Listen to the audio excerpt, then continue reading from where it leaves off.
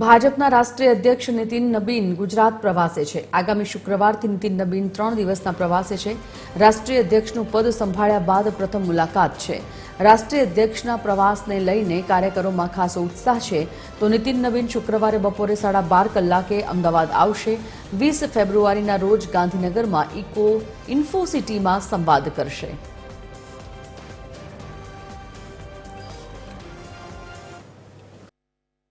ભારતીય જનતા પાર્ટીના અધ્યક્ષ તરીકેની જવાબદારી સંભાળ્યા બાદ નીતિન નવીનજી 20 ફેબ્રુઆરીએ પ્રથમ વખત જ્યારે ગુજરાત પ્રવાસ આવી રહ્યા છે। ગુજરાતના હજારો લાખો કાર્યકર્તામાં ઉત્સાહ જોવા મળી રહ્યો છે। નીતિન નવીનજીને જોવા માટે, મળવા માટે, એમને આવકારવા માટે ખૂબ ઉત્સાહ કાર્યકર્તામાં જોવા મળી રહ્યો છે।